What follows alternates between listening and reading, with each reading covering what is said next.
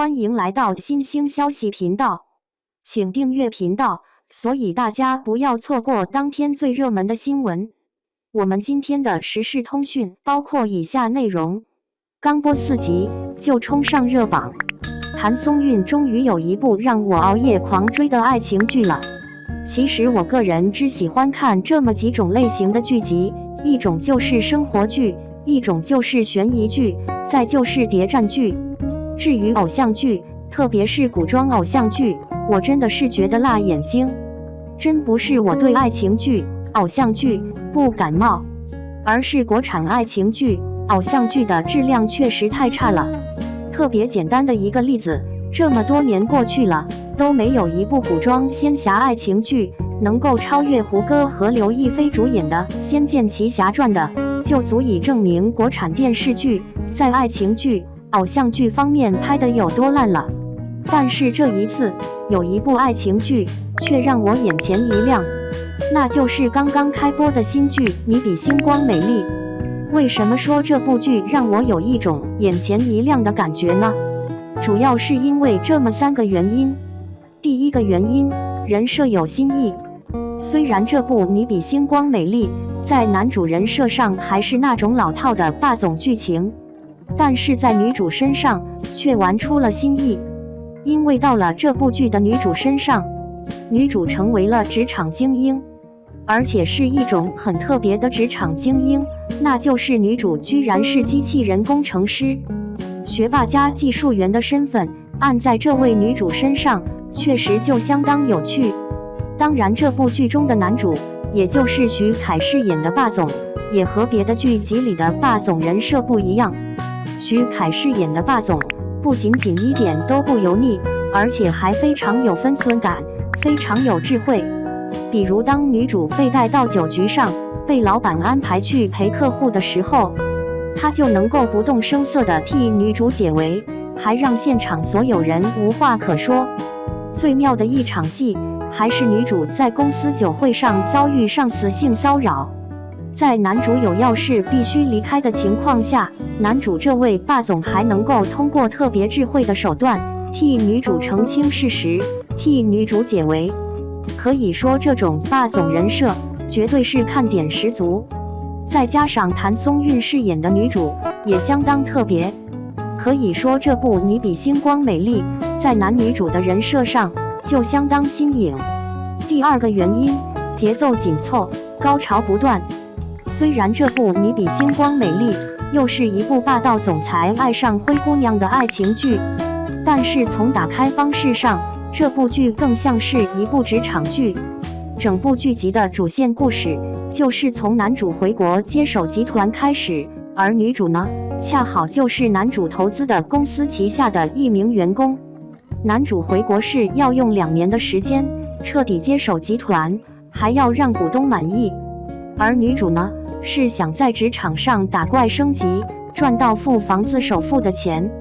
可以说这部剧看起来是一部爱情剧，实际上更像是一部创业剧，更像是一部职场剧。也正是这2条线的同步前进，让这部《你比星光美丽》的节奏相当紧凑。比如徐凯饰演的男主在接手集团的时候，不断遇到阻碍，但是他一一克服。而到了谭松韵饰演的女主呢，被女2号嫉妒，被男上司打压，特别是在性骚扰事件后，得罪了公司所有人，被孤立，被排挤，甚至上司派她这个工程师出去做外勤。可以说这种剧情，这种戏码确实好看。当然最妙的还是那么一场戏，那就是被排挤的女主被迫在公司加班到很晚，偶然撞见了刚刚下班的霸总男主。在电梯里，2人尴尬对视，最后女主婉拒男主送她回家的好意。而到了半道上，女主突然下车，打不到回家的车时，徐凯从车上打伞下车送女主回家的镜头，真的爽翻了。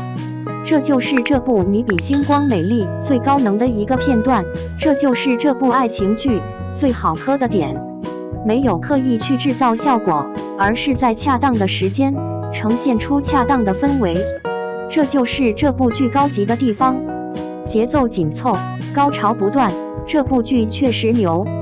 第三个原因，谭松韵的演技让人惊艳。其实我认识谭松韵最早还是在电视剧《以家人之名》中，在那部剧集中，谭松韵给我的感觉就是表演非常精准，演技非常出众。而到了这部《你比星光美丽》中呢，谭松韵再次惊艳到我了。她不是什么一眼就惊艳到观众的女演员，但是呢，她呈现的角色真的就像是我们身边人，真的就像是我们身边一起上班的女同事，真实、准确，有自己的理想和追求。可以说，一个演员能够让观众不出戏，能够让观众觉得就是那个角色应该有的样子，这个演员已经很成功了。更何况谭松韵饰演的女主一角也确实精准，特别是她听到老板给她画大饼，要给她升职加薪，要给她奖金翻倍时，那些情绪的表达都非常准备。当然不只是谭松韵，这次徐凯饰演的霸总人设也让我觉得很有吸引力。一个当然是因为徐凯饰演的霸总一点都不油腻，另外一点就是徐凯饰演的霸总冷淡是冷淡，但是他有话是真的说出口。比如他10年前错过女主，还以为女主没有回复他的信息，可是10年后他却忍不住问出了这个疑惑，解开了这个误会。还有性骚扰那一段，徐凯饰演的霸总也演得很精准。别的电视剧中的霸总肯定是不管不顾，冲上去就为自己的初恋出头，赢得一片掌声。但是徐凯饰演的霸总却是理性、克制，有自己的方式方法，自己一个人去见重要的合作伙伴，留下自己的助理在现场，随时汇报情况。当助理无法解决问题的时候，他又能精确地给出解决方案。当然更妙的是，徐凯饰演的霸总以助理的身份跟女主聊天，但是在女主怀疑他是谁时，他又直接告诉女主真相。这种长嘴的男主，这种有话就说的霸总，真的讨喜。这也是我为什么会对这部刚刚开播的爱情剧这么喜欢的原因。确实无论从人设上还是到剧情设计上都有新意，更何况谭松韵和徐凯这次的呈现也确实不错。当然这都只是我个人对这部《你比星光美丽》的一点看法，欢迎大家跟我聊聊对于这部剧集的想法哦。